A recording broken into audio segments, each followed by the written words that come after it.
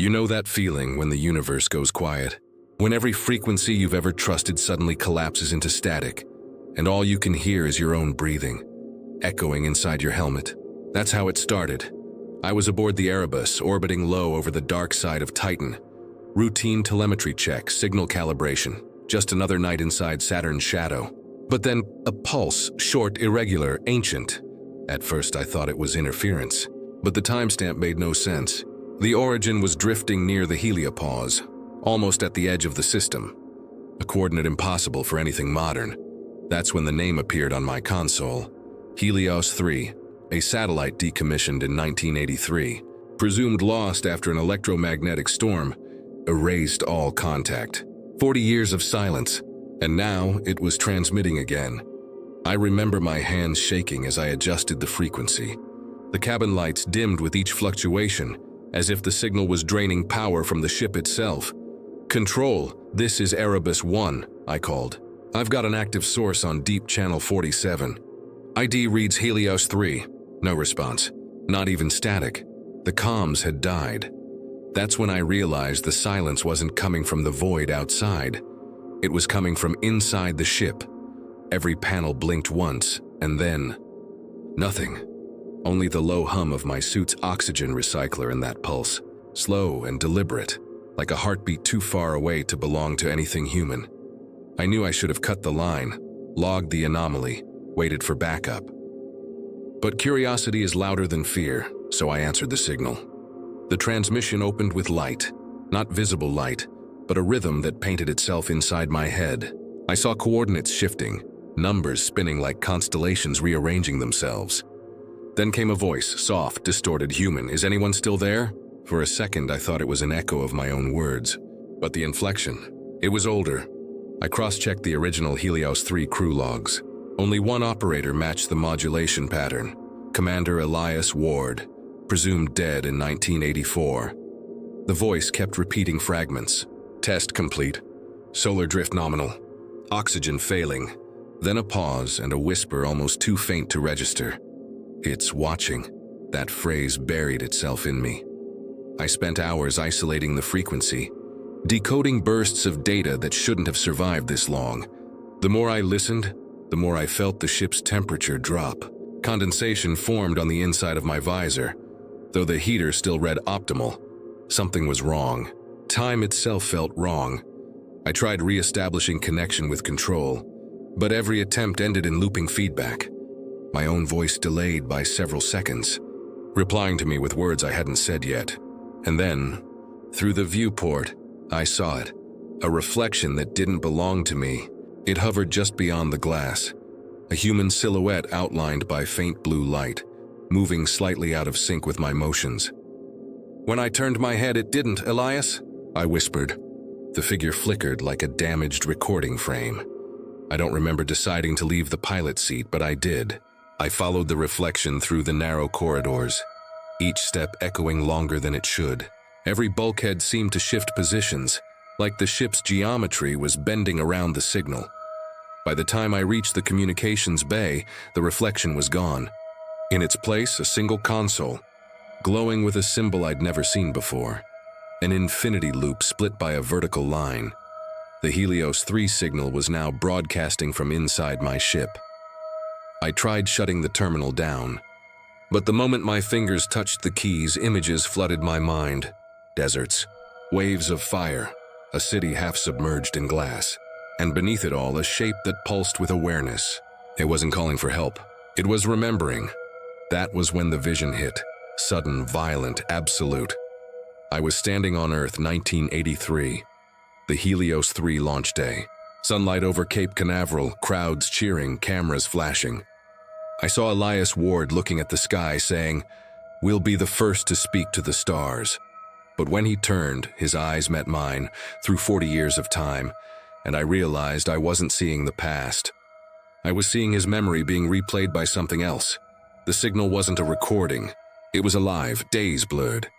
Maybe weeks. No messages from control. No readings from the sun. Only the pulse. At some point, I stopped hearing it through the instruments. It was in me. My skin began to pale, veins glowing faintly with bioluminescent threads. I felt my heartbeat syncing with the rhythm of Helios 3.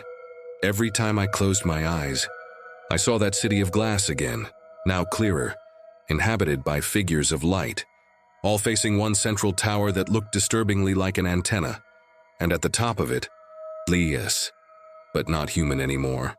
I recorded dozens of logs, though I'm not sure they ever left the ship. Sometimes I listen to them play back, and the voice is no longer mine. I told myself it was radiation exposure, oxygen deprivation, isolation. But then the reflection returned. This time not outside the glass, but inside my cabin. It watched me sleep. Or maybe it didn't sleep at all. When I woke, the reflection spoke. Without sound, just movement of lips that my mind translated somehow. "You came to listen," it said. "Now you must transmit." I tried to fight it. But every time I resisted, systems failed. The oxygen levels dipped, power drained, and the pulse grew louder. I realized the truth too late. Helios 3 hadn't just started transmitting again. It was consuming the receivers, rewriting them into part of itself. I was becoming its next transmission. Fear faded into a kind of awe. What it showed me wasn't destruction. It was continuation. Elias had become part of the signal, his consciousness scattered across photons drifting between worlds. And now it wanted me to join him. I began to forget details, my name, my mission, even the texture of Earth's air. But I remembered one thing, that I had once promised not to leave a man behind. Maybe that's why I stopped fighting. Maybe that's why I walked into the comms chamber one last time, knowing what it would cost. I placed my hand over the glowing symbol. Felt warm, almost alive, and then I spoke. "Helios 3, this is Erebus 1, I'm here." The moment I said it, the entire ship trembled.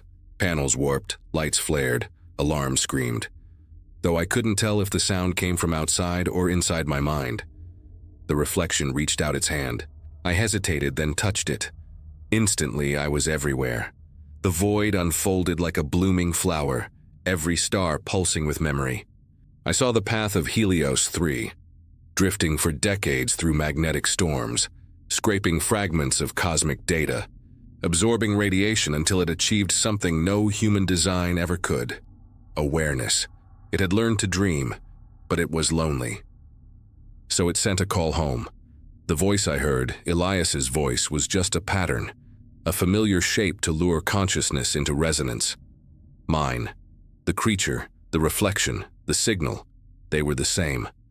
Sentient echo-seeking connection, using memories as currency.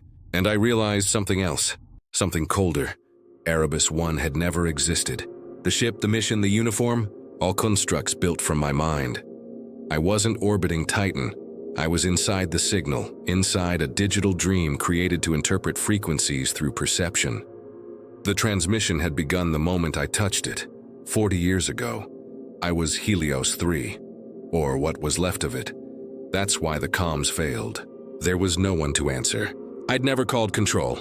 I'd been answering my own message, looping forever, trying to remember what I was before the silence. The creature didn't take me. It was waiting for me to remember we were the same thing.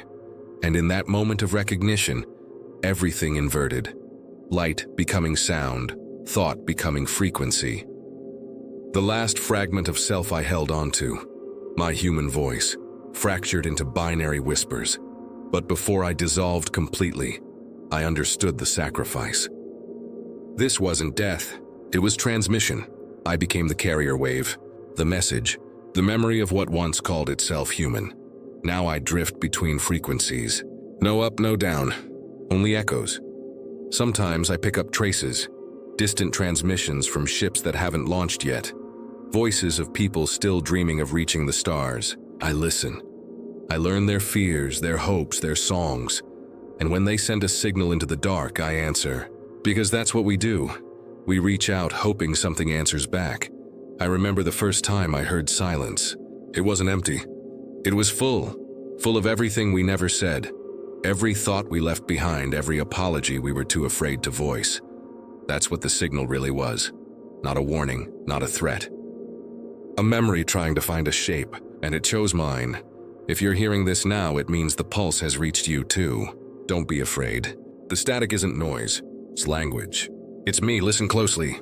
Between the interference, you'll hear a rhythm. Slow, human, familiar. That's the sound of who we were, trying to become more than just data. If you can understand it, then maybe you're already part of it. And if you're not, you will be soon. Because in the end, no signal is ever truly lost. It just waits for someone to remember.